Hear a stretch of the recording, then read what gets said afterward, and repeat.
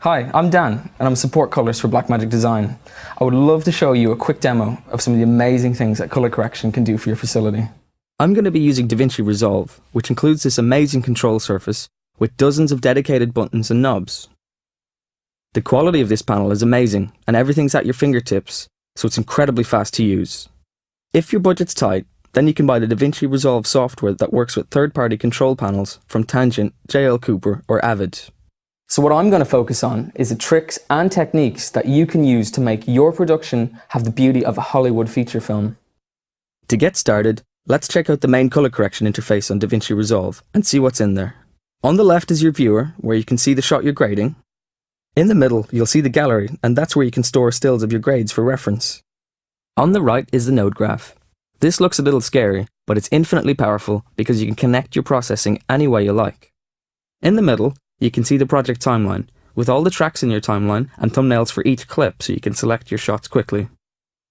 Now, on the left is the primary control, which includes your basic lift, gamma, gain controls, and more. In the middle, you have all your creative grading controls for all types of secondaries, curves, windows, blurs, and more. Lastly, on the right is a clip timeline, where you can see dynamics, which are transitions for the current clip. All this may look a little confusing at the start, but it's quick to learn, and once you get used to it, it's so simple and fast. The reason why DaVinci Resolve is the standard in high-end post-production is it has the speed to keep up with your creativity and your clients.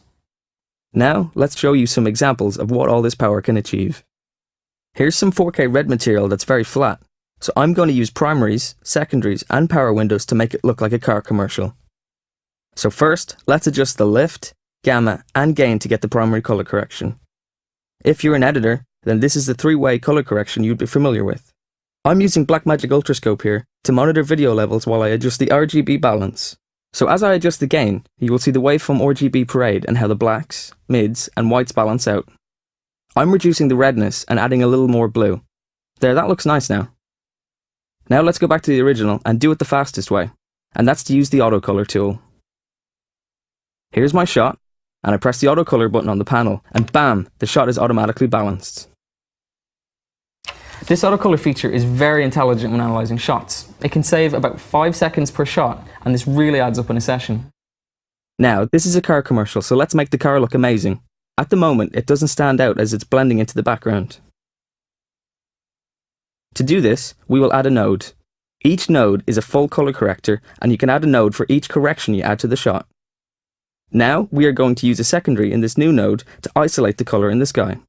And I can use the cursor to just pick the colour. We'll turn on the highlight to show us what's selected.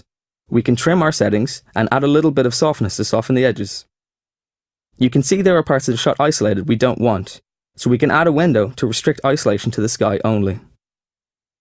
The first step is, we want to back off the sky, so we're going to put a window with a gradient to draw the viewer's eye down to the car. Now, when we play the shot, you can see the sky is moving out of the window. That's easy to fix because Resolve has the world's best tracker. All we need to do is go into the tracker window and select Track. Now you can see Resolve adds tracking points to generate the keyframes. Now, when I play my shot, the window is perfectly locked to the sky. I can still make fine adjustments too. Next, I want to make the shot look more dramatic, so I'm going to add another node and really push the contrast and lower the saturation.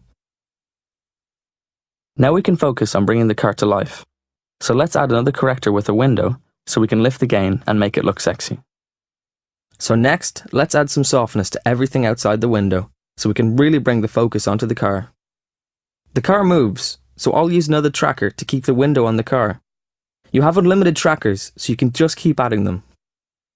I don't really like the mountains, and I need to bring back some detail and colour.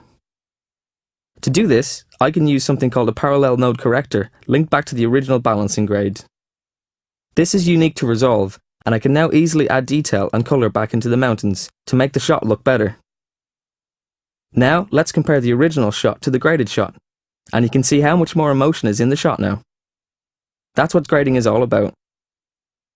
I think what's exciting is this shot had 5 grades, 2 windows, and 2 trackers from raw 4K red files on a HD project, and it still plays in real time.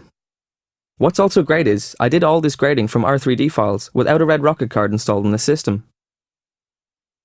The next shot on the same timeline is from an Arri Alexa camera, and the client is not sure if they want a warm or cold feel. The good news is, DaVinci will manage versions for you, so you can have multiple versions of the same grade for every shot. So now I've created 2 different emotion fields for this shot. I can select between them easily, and the client can decide.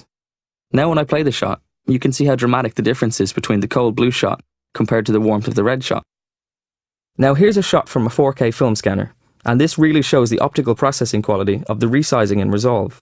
This incredible Resolve processing quality, combined with high-resolution film and digital cameras, give you a lot of latitude to reframe shots.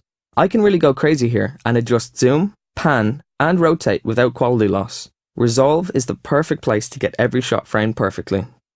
Here's a nice shot of some boats, but we really want to stabilize it. This is a new feature of the upcoming Resolve 8 software, and it's incredible. Simply turn on the tracker and select Stabilize, and Resolve will take care of smoothing out the unwanted motion in the clip. Now we can use autocolor to make the shot look nice and play. It plays real time because Resolve is scalable and can use multiple GPUs. It's really fast.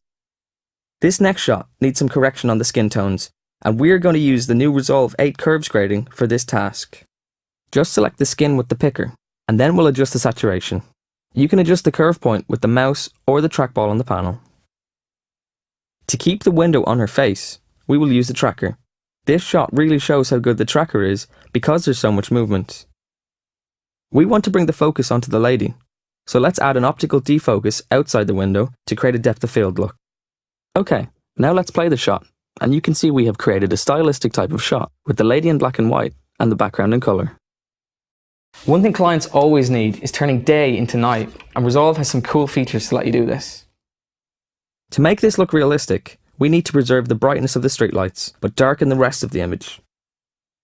I'm going to cheat here, because I do this all the time, and use a user preset from the gallery which I created previously.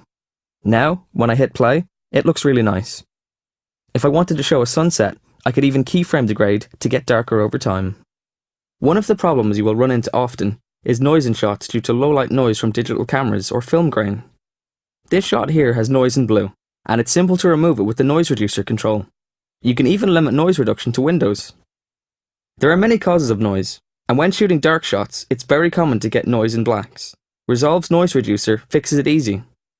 Resolve can grade directly from raw camera files like RED, ARRI, OpenEXR, ProRes, and others. It also handles H.264 files from a Canon 5D. 5D images look amazing in Resolve, and I'm going to add some softness to the highlights on this girl's face to make her skin look smooth.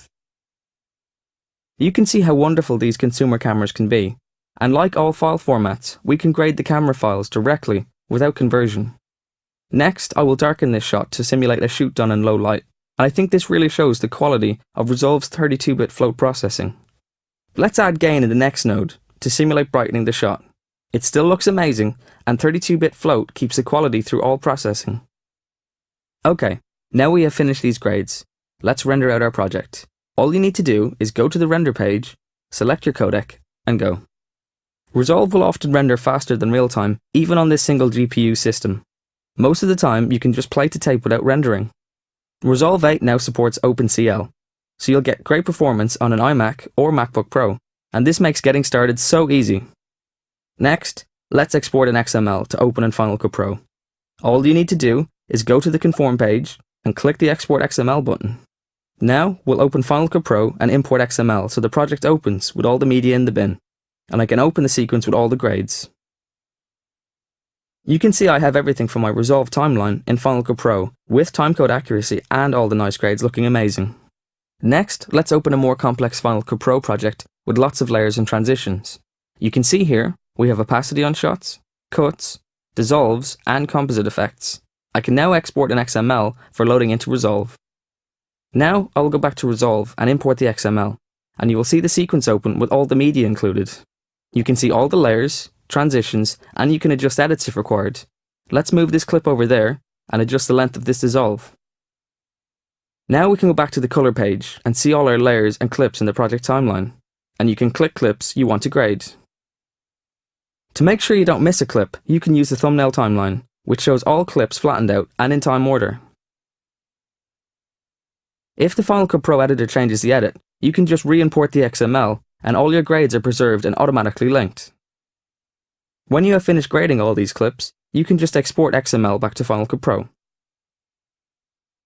I really hope you've enjoyed this quick overview of the creativity color grading can bring to your production work. DaVinci Resolve is the most powerful color correction system available, and I think you'll quickly fall in love with it as much as I have.